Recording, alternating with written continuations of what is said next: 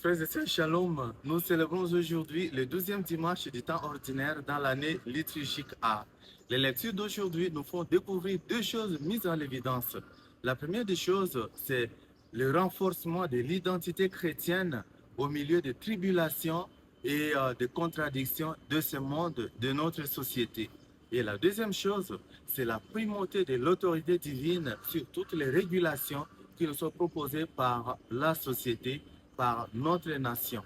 Et ainsi, dans la première lecture du livre du prophète Jérémie, lui-même, comme serviteur de Dieu, prophète, fait l'expérience du martyr à cause de sa fidélité à Dieu, à cause de l'observance des commandements de Dieu. Il fait objet de moqueries, il fait objet de persécutions, il fait objet de rejet par les siens.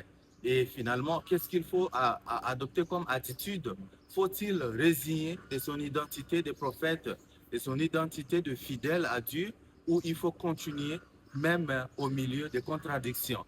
Et nous trouvons la réponse dans l'Évangile, parce que le Seigneur nous invite à ne pas avoir peur de ce qui peut ternir ce corps mortel, mais à avoir peur de ce qui peut avoir de l'impact négatif et sur le corps et sur l'âme. Et ici, sûrement, il fait allusion à Dieu qui a le pouvoir sur tout notre être.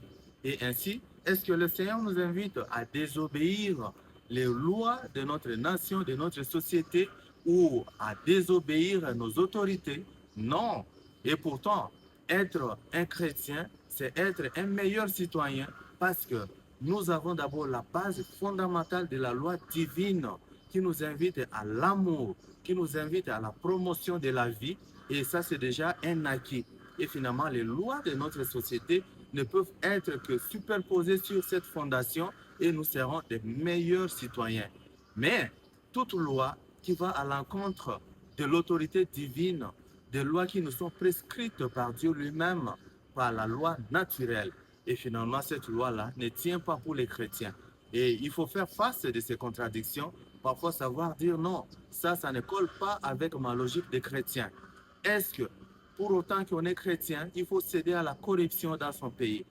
Est-ce qu'il faut trahir son pays parce qu'on est chrétien et qu'on est volatile, on est versatile? Non. Nous avons ces fondements-là, la base d'être des bons citoyens. Mais aussi, quand nous faisons face aux contradictions, à la persécution, aux martyrs, que devons-nous faire?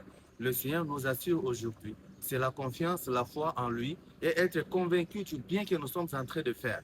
Quand on le fait comme ça, le Seigneur va nous accompagner. Il dit aucun même de nos cheveux ne pourra être enlevé parce qu'il y a sa protection, parce qu'il nous accompagne.